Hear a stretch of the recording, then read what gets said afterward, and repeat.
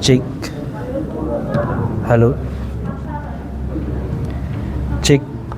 Cek. A'udzu billahi minasyaitonir rajim. Bismillahirrahmanirrahim. Alhamdulillahirabbil alamin. Wassalatu wassalamu ala nabiyyina Muhammadin wa ala alihi wa ashabihi wa sallama tasliman katsiran. Amma ba'd.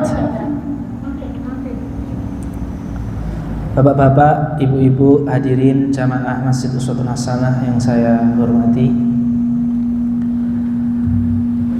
pertemuan kedua dari kitab Syifaul Mausub. Syifa artinya adalah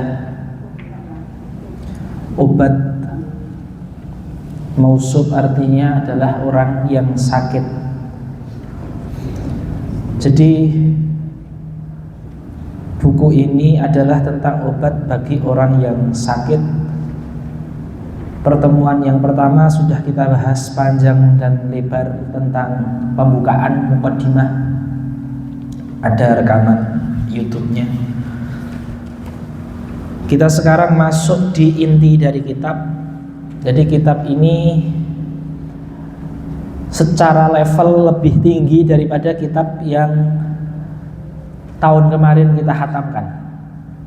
Kalau di tahun kemarin yang kita hatamkan itu kita membahas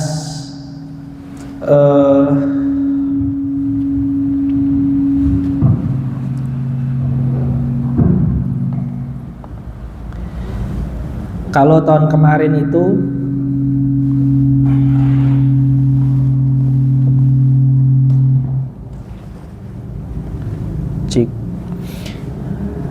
kalau tahun kemarin kita membahas 3 penyakit hati saja yang paling inti.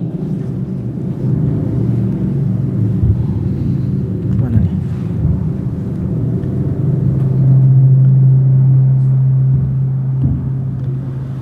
Membahas 3 penyakit hati yang paling inti. Hasad, ada sombong, ada riya. Di buku ini karena levelnya itu lebih tinggi ya, itu kita membahas 23 penyakit hati, sebab-sebab dan obat-obatnya. Jadi 23 yang membuat kita hidupnya tidak bahagia, karena kebahagiaan itu tempatnya ada di hati. Bapak-bapak, ibu-ibu semua, kemarin kita berhenti di bait nomor 6. Sekarang kita masuk di bait nomor 7. Sebelum masuk penyakit hati yang nomor pertama dari 23 penyakit hati, yaitu penyakit pelit, namanya al-bukhlu, bahasa Indonesianya bakhil. Ini penyakit, nama penyakitnya ini nanti diurutkan dengan huruf abjad hijaiyah, ba, bukhlun nanti yang pertama. Tapi sebelum masuk ke penyakit hati yang 23, dibuka dengan adab bersama Allah sebagai seorang manusia. Sebagai seorang manusia, apa adab kita kepada Allah Subhanahu wa taala? Ada kira-kira di sini 6 adab kepada Allah. Setelah menyebutkan 6 adab kita kepada Allah, merendah di hadapan Tuhan, baru orang itu bisa menyembuhkan penyakit hati. Kalau dia belum merasa manusia, masih ada sifat ketuhanan di hati dia, mana mau dia menyembuhkan hati dia. Wong dia masih merasa ada sifat Tuhan di diri dia, maka dia nggak akan bisa menyembuhkan penyakit karena dia akan nggak ngerasa, nggak ngaku. Makanya dia nggak akan bisa, saya punya penyakit pelit, saya nggak akan mau menyembuhkan penyakit itu karena saya nggak merasa masih ada sifat ketuhanan yang di diri saya yang sombong ataupun keras kepala dan seterusnya. Maka buku ini bagus sekali, dimulai dengan 6 adab manusia kepada Allah, kemudian 23 penyakit hati, kemudian ditutup dengan 7 obat hati. Seperti itu. Jadi 7 suplemen hati maksud saya. Seperti itu. Sekarang kita masuk di bait nomor 7. Fa'dub ma'awahi alla wa jalla bi antulazimal haya wa dhulla. Ini kalau di dunia pesantren biasanya dibikin lagu ya, seperti itu. Gimana lagunya? Kira-kira Ustadz Rafi'i ini beliau yang ahli.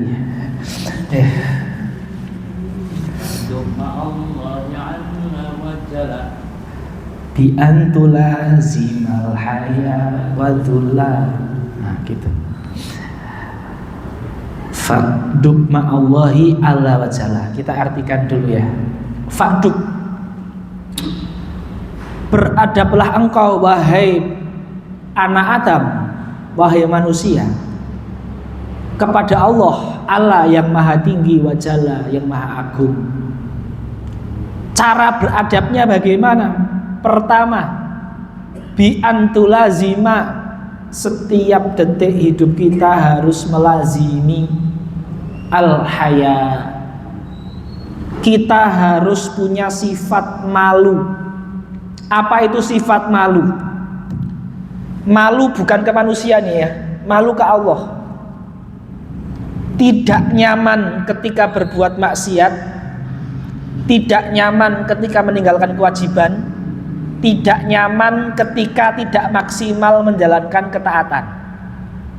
Ada nggak rasa kita tidak nyaman di salah satu dari 3 keadaan ini? Ketika sholat kita kurang maksimal, walaupun sudah di tepat waktu, sudah jamaah, tapi kayaknya kalau kurang maksimal, ada nggak rasa nggak nyaman? Ketika kita berbuat maksiat, ada nggak nyaman? Ketika kita meninggalkan kewajiban, baik kewajiban dengan manusia, dengan Allah, dengan anak, dengan istri, dengan suami, dengan tempat kita bekerja, ada nggak rasa nggak nyaman?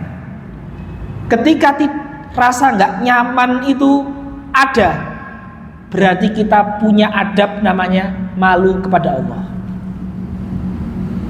Tapi kalau itu tidak ada, ini berbahaya sekali.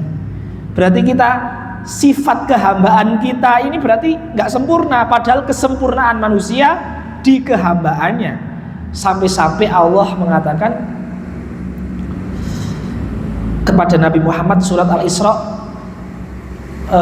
di surat Al-Isra gimana? Lailan, sebelum lailan ila Masjidil Haram, Subhanalladzi asra bi abdihi. Ini kata bi abdihi ini,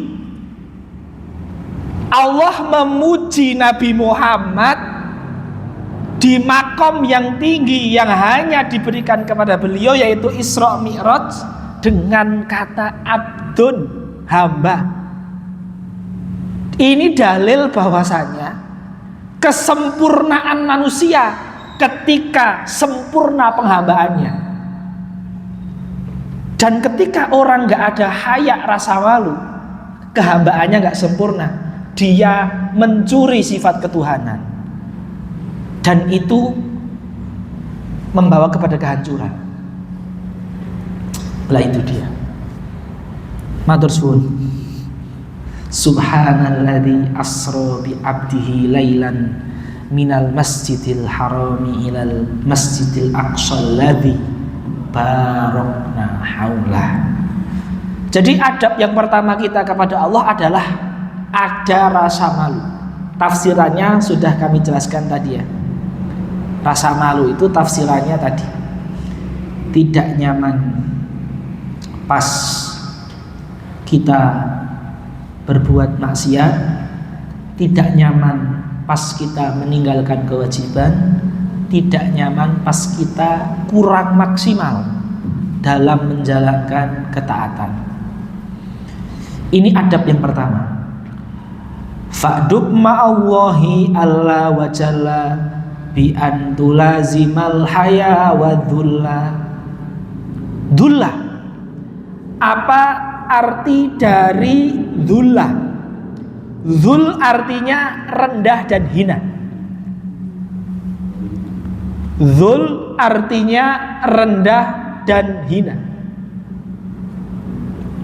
Ada nggak ketika kita baca Quran, ketika kita berdoa, ketika kita sholat, ketika kita tahajud, ketika kita puasa, ketika kita haji, umroh, kurban yang baru kemarin, ketika kita sedekah, zakat fitri, ketika melakukan ibadah-ibadah tersebut, kita merasa diri kita ini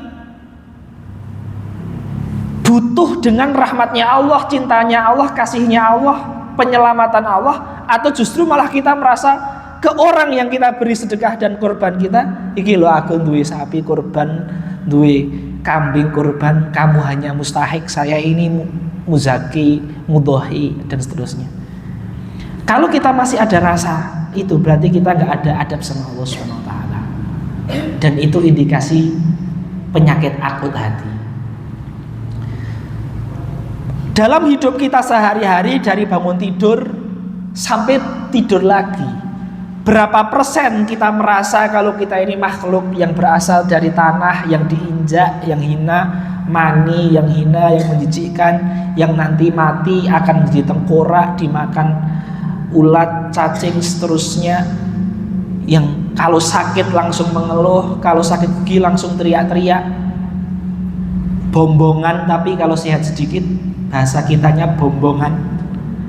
Apakah kita dalam keseharian kita ini 24 jam, berapa persen dari 24 jam kita menyadari kehinaan kita? Kalau 50% lebih, itu udah bagus sekali. Tapi kalau mayoritas hari kita menganggap kita ini si yang hartanya paling ini, jabatannya paling ini, ilmunya paling ini, bajunya paling ini, mukenanya paling ini, make upnya paling ini, sarungnya paling ini. Berarti kita belum beradab kepada Allah, karena kita belum ke hakikat kita, belum kita sadari, yaitu hina. Jadi adab pertama pada Allah punya rasa malu. Adab kedua kepada Allah menyadari kehinaan kita sebagai manusia yang lemah. Itu arti dari bait nomor 7. Sekarang kita masuk di bait nomor 8.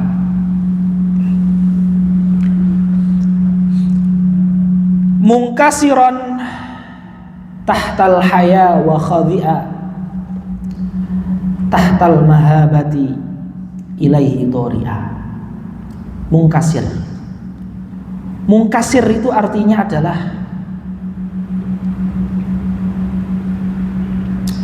kasar, itu artinya pecah ya. Jadi seakan-akan kita nggak punya apa-apa di hadapan Allah. Takdir saya, pekerjaan saya, rizki saya, nasib saya. Jadi ketika doa, ketika mengharap, kita tuh cuma punya ikhtiar, tapi kita nggak bisa menggantungkan ke ikhtiar kita. Kenapa kita ikhtiar bekerja? Karena Allah menyuruh, kalau nggak bekerja dosa. Tapi nggak pernah merasa rizki itu dari ikhtiar saya, ilmu itu dari ikhtiar saya. Ilmu itu karena saya cerdas, rizki itu karena saya pintar. Nggak kayak sebagian motivator yang tidak disambungkan dengan Quran dan hadis, seakan-akan penyebab rizki itu diri kita. Seperti itu. Maka dari itu ingkisar tuh kayak pasrah semuanya kepada Allah. Tidak ada menuhankan diri kita sendiri. Itu ingkisar. Mungkasiron tahtal haya. Jadi pasrah bersama rasa malu. Haya itu malu. Ini adab yang ketiga ya, ingkisar, pasrah, ingkisar. Adab yang keempat khadi'ah, tunduk dan taat. Nah ini adab yang pertama malu, adab yang kedua merasa mengakui hinanya sebagai manusia, adab ketiga pasrah, adab keempat taat dan tunduk. Ya. Jadi ini sepertinya volumenya harus dikecilin.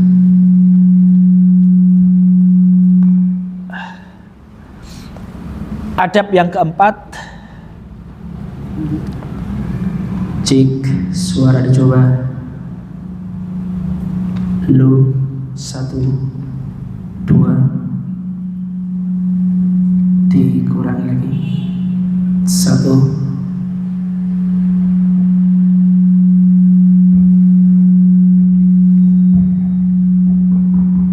Cek.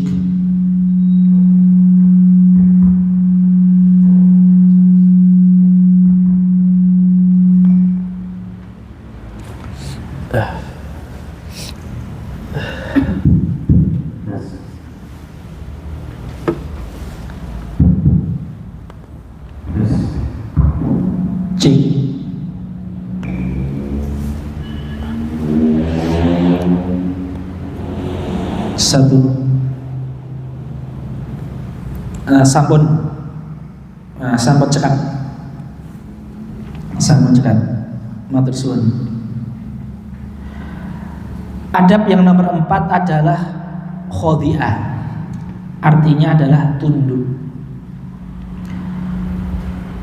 Tunduk ini artinya hatinya tunduk, taat, punya rasa taat. Kita sekarang ini walaupun kita nggak tahu semua tafsir Quran, walaupun kita nggak hafal Quran, walaupun kita nggak tahu semua tafsir hadis, nggak hafal semua hadis, ada nggak di hati kita kesiapan? Jikalau ada hadis gini, Quran gini, fikih gini, saya siap taat. Karena itu dari Allah dan Rasul. Ada nggak itu? Kalau belum ada, memang penyakit hati kita sudah banyak. Kira-kira gitu. Udah siap belum ridho dengan takdir Allah? Nah, seperti itu. Lah ini khodi'ah. Tahtal mahabah. Tahtal mahabati ilaihi dhari'ah. Jadi tunduk bukan karena takut, tapi tunduk karena ta'zim. Mahabah itu takut karena mengagungkan, bukan takut karena kejahatannya. Kalau saya takut dengan begal, itu takut bukan karena saya menghormati begal, tapi menghindari kejahatannya. Itu namanya khaufun. Atau ya itu khauf, takut itu. Tapi kalau takut karena saya menghormatinya, wibawanya, karena karismanya, itu mahabah namanya. Makanya tunduk karena takzim, takutnya karena takzim. Jadi tunduknya disertai pengagungan. Itu khodi'ah. Ini adab yang nomor 4. Adab yang nomor 5 adalah dhari'ah. Selalu berdoa, selalu memohon. Dhoro'ah itu adalah kencang, dungone kencang, enggak pedot-pedot. Adab yang nomor 5 itu. Apakah kita, bahkan Sayyidah Aisyah Ummul Mukminin, kana yas'alullaha min ajli syi'sina alihi, berdoa kepada Allah ketika putus tali sandalnya agar diminta diperbaiki atau sandal yang baru itu, sampai perkara sandal aja mohon sama Allah. Bukan artinya mereka nggak berikhtiar. Sayyidah Aisyah sama Rasul itu seorang tajir, pedagang, dai, berjihad, dan macam-macam multi talenta. Tapi selain bekerja, tapi juga memohon kepada Allah, nggak menggantungkan kepada dirinya sendiri sehingga nanti syirik yang samar, nggak terasa itu. Ya, jadi dalam segala hal itu meminta sama Allah. Tauhidnya tuh levelnya beda sama kita lah. Mereka tauhidnya level tinggi udah, salaf. Kalau kita di zaman sekarang ini nggak bisa kita pungkiri, kita semua tanpa terkecuali ini tauhidnya banyak yang hanya formalitas, luaran, bentuk, siar, dan itu bagus, tapi itu nggak cukup, harus sampai ke hati. Adab yang keenam kepada Allah, mulghin muradaka ila muradihi, menyerahkan pilihan ke pilihan Allah. Kalau dapat takdir yang buruk, itu pilihannya Allah lebih baik daripada pilihan saya. Kalau dapat syariat yang berat, itu keinginan Allah lebih maslahat dan hikmah daripada keinginan saya. Itu artinya mulghin muradaka, mengesampingkan keinginan pribadi ila muradihi, kepada keinginannya Allah. Mulghin mengesampingkan, muradaka keinginan pribadi, ila muradi keinginan Allah.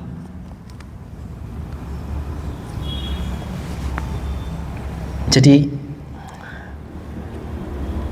itu adab yang ke-6, berarti ada 7 afan. Saya tadi nyebutkan 6 ya, ada 7. Jadi adab yang ke-6 itu menyampingkan keinginan pribadi dan terima dengan keinginan Allah. Keinginan Allah itu apa wujudnya? Takdir Allah, syariat Allah, aturan-aturan, larangan-larangan, itu semua keinginan Allah. Jadi menerima semua yang Allah inginkan, baik berupa ayat Al-Quran, hadis Nabi, syariatnya, takdirnya, itu kita ridho. Itu adab kita kepada Allah Subhanahu wa ta'ala. Yang ke-7, adab kepada Allah adalah tidak tamak terhadap harta manusia, tidak kepinginan terhadap harta manusia. Itu adab kita kepada Allah. Orang yang kepinginan, tamak, pengennya kalau lihat ini korupsi, kalau lihat ini pengennya diambil, lihat ini pengennya ditilap, lihat ini pengennya ini, itu dia nggak punya adab sama Allah. Lebih pengen yang di tangan manusia daripada yang di tangan yang menciptakan manusia. Manusia itu kalau diminta marah, tapi Allah kalau nggak diminta itu marah. Maka ini 7 adab manusia kepada Allah Subhanahu wa ta'ala. Yang pertama,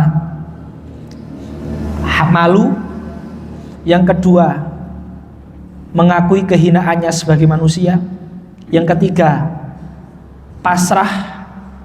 Yang keempat, tunduk dengan penuh pengagungan. Yang kelima, selalu berdoa. Yang keenam, mengesampingkan keinginannya dan menerima keinginan Allah. Yang ketujuh, tidak tamak dan keinginan terhadap harta manusia. Ini adab kita kepada Allah. Kalau 7 adab ini selalu kita hadirkan, selalu kita bangun, selalu kita bentuk, maka apapun penyakit hati yang ada di diri kita ada kemungkinan untuk sembuh. Tapi kalau salah satu dari 7 ini tidak ada yang kurang, penyakit hati yang nanti akan kita bahas sulit disembuhkan, sulit untuk disembuhkan. Kita baca 3 bait yang sudah kita pelajari. Fa'dub ma'allahi alla wa jalla bi an tulazimal haya wa dhulla Mungkasiron tahtal haya wa khadi'a, tahtal mahabati ilaihi dhari'a, mulgin muradaka ila muradihi, khalin minat tama'i fi ibadihi. Sekarang kita masuk ke bait nomor 10. Ini tentang fadilah kalau hati kita bersih. Wala najata kanajatil qalbi, wala tidak ada najata keselamatan melebihi kanajatil qalbi seperti keselamatan jiwa. Karena kulu setiap jarihin anggota badan yang fisik lahu bagi hati mulabin tunduk. Karena semua anggota badan kita itu tunduknya ke hati kita. Mata ini, kenapa ada mata yang maksiat? Karena hatinya kotor. Kalau hatinya bersih, mata juga bersih. Kenapa ada pembunuhan tangan? Karena hatinya kotor. Kalau hatinya bersih, tangan gak akan bunuh. Kenapa ada pemerkosaan? Karena kemaluannya kotor. Kalau kemaluan bersih, gak akan ada pemerkosaan. Kenapa ada misalkan orang yang kecanduan HP, kecanduan game, kecanduan judi online? Karena matanya kotor, tangannya kotor. Dan itu karena hatinya. Kalau hatinya bersih, tangannya nggak akan judi online, matanya nggak akan judi online. Kenapa ada kaki yang selalu dengan ringannya masuk ke tempat karaoke, masuk ke tempat diskotik? Karena kakinya kotor, karena hatinya kotor. Kalau hatinya sehat, gak akan kakinya jalan ke tempat karaoke dan seterusnya. Kenapa ada orang yang mudah mengeluarkan uangnya untuk menyewa perempuan bayaran, laki-laki bayaran dan seterusnya? Karena tangannya, otaknya kotor, hatinya kotor. Kalau hatinya bersih, gak akan tangannya kepikiran seperti itu, mendistribusikan uang dengan seperti itu. Maka tidak ada keselamatan melebihi agungnya keselamatan hati. Karena semua anggota badan termasuk otak tunduknya ke hati. Dan ini kata Rasulullah, idza sholahat sholahal jasadu kulluh. Kalau hatinya bagus, semuanya bagus. Wa idza fasadat, kalau itu rusak, fasadal jasadu kulluh, semua anggota tubuhnya rusak. Ala wahyal qalb, itu adalah hati. Jadi tidak ada keselamatan melebihi keselamatan hati. Maka kalau ini faedah ilmu hati, kalau ini faedah sehatnya hati, maka ilmunya itu penting sekali. Ilmunya itu penting sekali. Sekarang kita akan masuk ke penyakit hati yang pertama. Penyakit hati yang pertama adalah pelit, bakhil, tidak ngasih. Itu kan ekspresi tangan, tapi aslinya itu penyakit di hati, namanya bukhlun, itu di hati itu aslinya. Awal mulanya dari hati. Apa itu pelit? Itu apa definisinya? Bisa jadi loh ya, orang sering ngasih, terkenal royal, suka naktil, tapi secara Islam dia pelit. Bisa jadi. Bisa jadi orang dikenal nggak pernah sedekah ke masjid, nggak pernah Idul Adha, nyembelih nggak pernah, tapi dia nggak pelit. Bisa jadi. Karena pelit ini di Islam punya definisi, bukan seperti di lisan orang-orang awam, pelit, bakhil, tanpa tahu apa itu standar syariat pelit. Maka disebutkan definisi pelit di ilmu tazkiyatun nafas yang kita ngaji malam hari ini. Faman umayajibu syar'an awi muru atan huwal bukhlul ladzaya yudhkar. Ini definisi pelit. Man'u, menahan mayajib, yang wajib syar'an secara syariat, au muru'atan atau secara adat, itulah pelit. Yang tidak memberikan yang wajib secara syariat, tidak memberikan yang wajib secara adat, itu namanya pelit. Contoh, ada seorang bapak-bapak kuaya, sedekah masjid nyumbang, padahal sedekah masjid hukumnya sunnah bukan wajib. Neraktir teman loyal, padahal naktir teman itu sunnah bukan wajib. Tapi sama anak, sama yang wajib dinafkahi, dia nggak peduli. Itu secara syariat bakhil, pelit, haram, dosa, walaupun dia terkenal royal, karena dia telah menahan dari memberikan yang wajib secara syariat.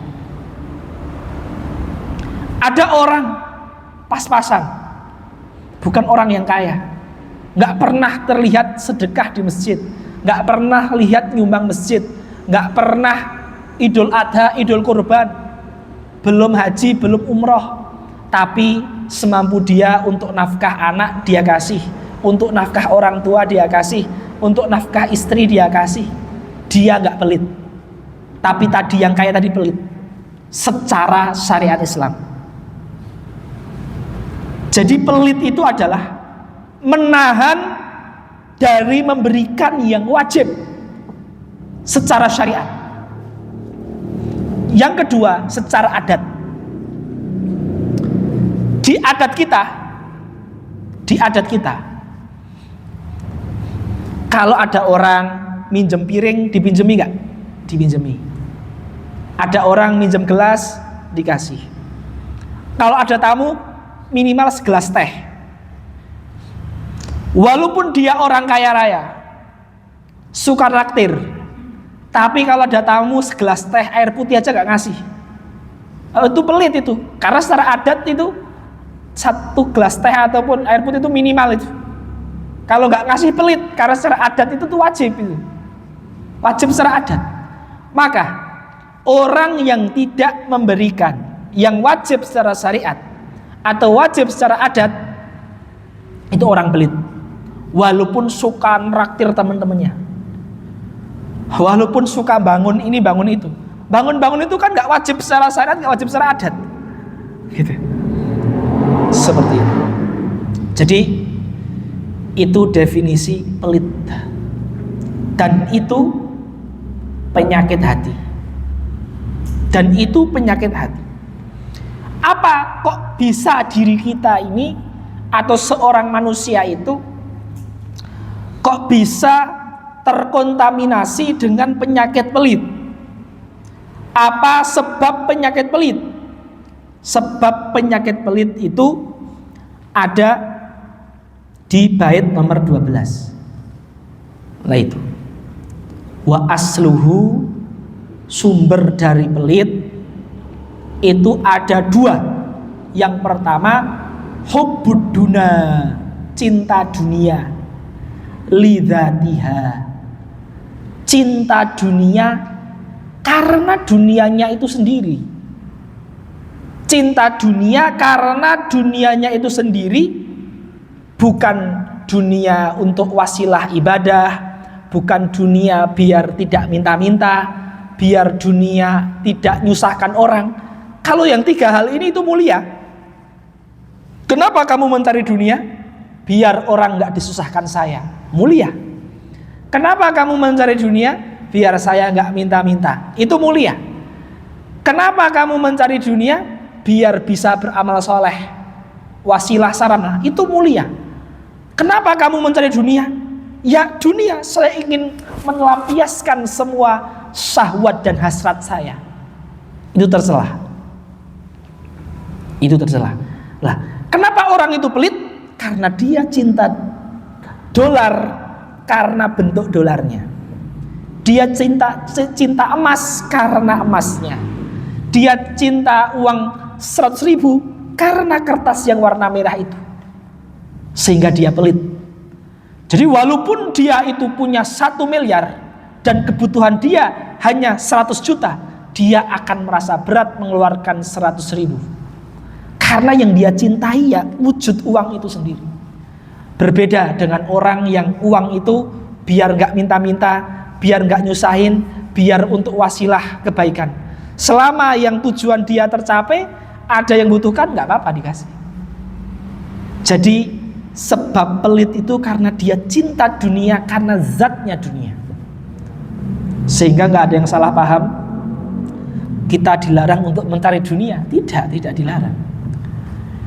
Jadi sebab pelit yang pertama adalah cinta dunia karena zat dunia itu sendiri. Kedua, aulitana nafsu, untuk memuaskan nafsu min ladzatiha, tentang hasrat-hasrat dan keinginan-keinginannya. Jadi sebab yang kedua adalah ya, dia memang cinta dunia karena pengen memuaskan nafsu dia di dunia itu. Apa yang enak di dunia? Makan, minum, pakaian, kendaraan, syahwat, nafsu. Jadi semua pakaian dia coba, semua makanan dia coba, semua minuman dia coba, semua kendaraan dia coba, semua pakaian dia coba. Perempuan, laki-laki, halal haram dia coba. Sampai kalau fitrahnya ini hewan, apa seterusnya. Nah, kalau kita cinta dunia karena ingin memuaskan nafsu kita, karena zat dunia itu sendiri, maka kita akan terkena penyakit pelit. Kita akan terkena penyakit yang namanya pelit. Seperti itu. Maka kalau ada dari kita atau seorang manusia yang merasa dirinya pelit, dicek. Berarti kita ada sisi cinta dunia, cinta emas, cinta uang karena zatnya itu, dan itu nggak boleh. Karena itu menyebabkan kemaksiatan, yaitu penyakit pelit. Dicek di situnya. Baik. Itu sebab penyakit pelit. Intinya di situ. Cinta dunia karena zatnya dan ingin memuaskan hasratnya tanpa batas. Sekarang kita masuk ke obat penyakit pelit. Bait nomor 13. Obat penyakit pelit ini bait nomor 13. Alij, obatilah, biman yajma'uha biman bijam'iha kota ibu. Obatilah penyakit pelit ini dengan melihat mereka yang capek mengumpulkan dunia dahron tawilan, berpuluh-puluh tahun, fahawau matolabu, akhirnya hawau matolabu, akhirnya mereka mendapatkan yang mereka kumpulkan. Fabainamahum, ketika mereka dari Jumaroki sampai ke puncak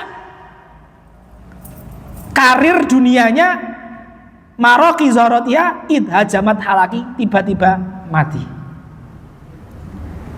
Ya, jadi obatilah cinta dunia ini dengan membayangkan orang yang puluhan tahun mengumpulkan dunia, pas sampai puncak levelnya tiba-tiba mati, dunianya jadi milik orang lain semua.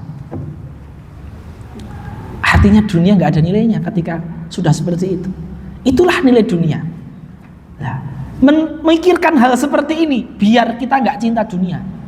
Ingat ya, nggak cinta dunia bukan nggak bekerja. Ya. Bekerja wajib. Tapi cinta dunia karena zatnya itu yang dilarang.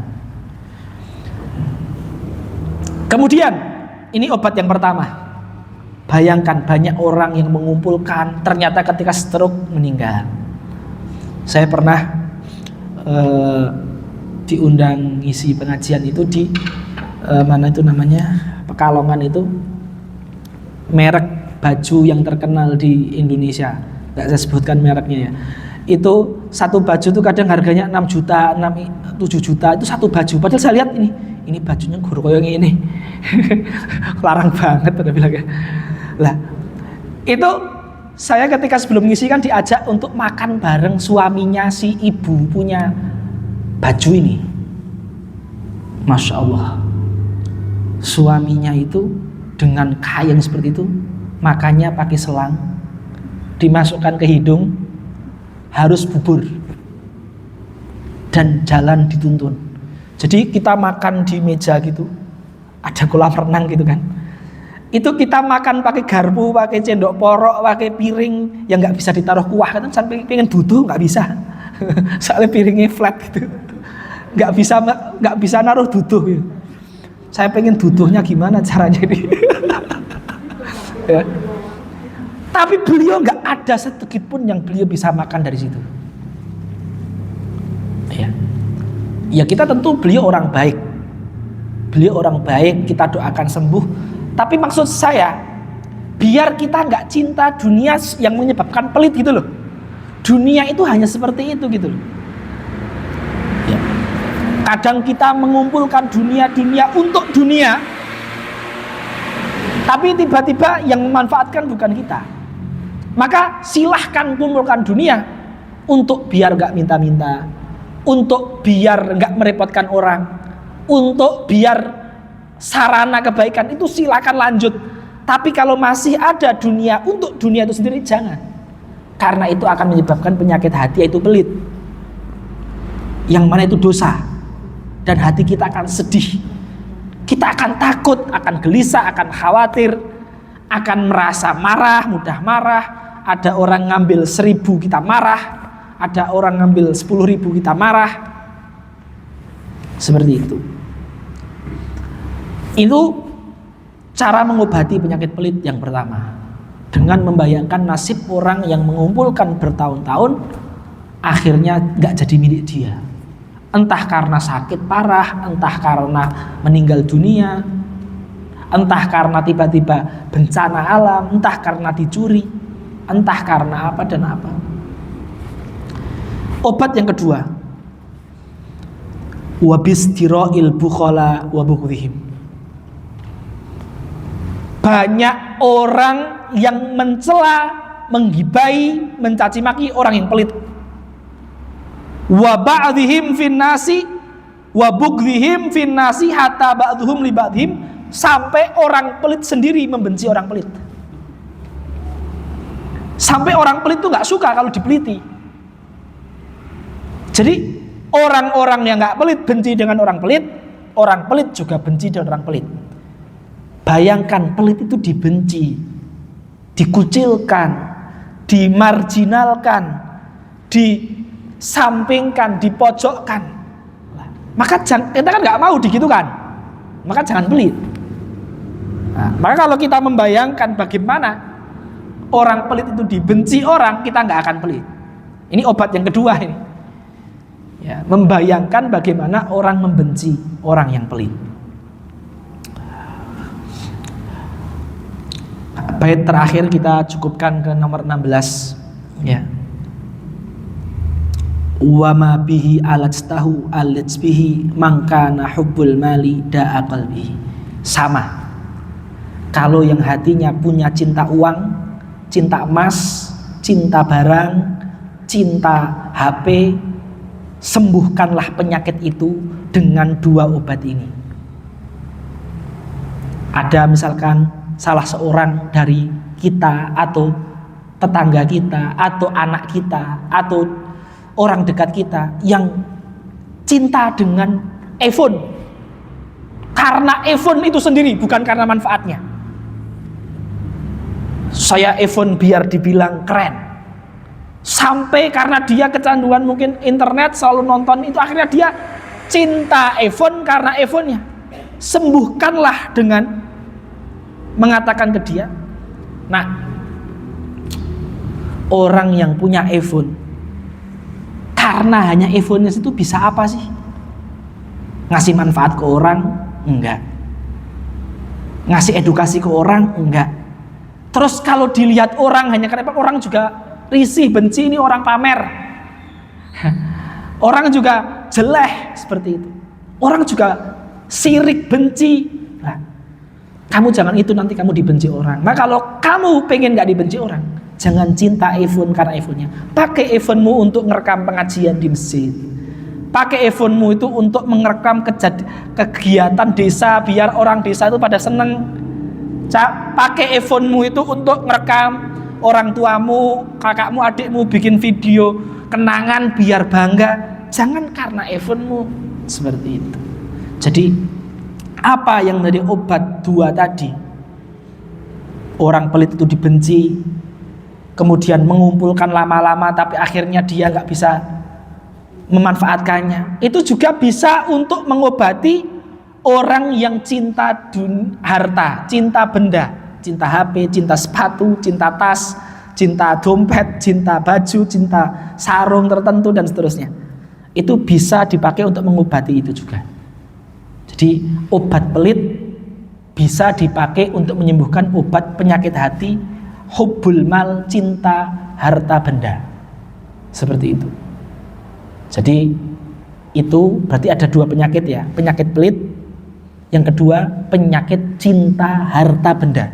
Jadi dia punya sapi nih, kenapa ya? Saya cinta sapi ini, bukan karena sapi bisa nanti dijual buat biayain sekolah anak, bukan sapi nanti bisa untuk korban, bukan sapi ini bisa untuk ngeluku, bisa untuk bangun rumah yang dipakai untuk tempat tinggal anak istri, bukan, tapi ya saya cinta karena bendanya. Lah ini penyakit hati ini sebenarnya. Cinta benda karena bendanya ini penyakit hati. Seperti itu. Hadirin yang dimuliakan Allah, saya kira sudah banyak materi yang kita bahas. Ada 7 adab bersama Allah dan 2 penyakit hati. Ini sangat banyak sekali. Saya yakin untuk 18 ini cukup untuk membuat lupa apa itu 7 dan 2 itu apa. Maka biar gak terlalu banyak sehingga cepat lupa, saya cukupkan sekian. Terima kasih. Wassalamualaikum warahmatullahi wabarakatuh.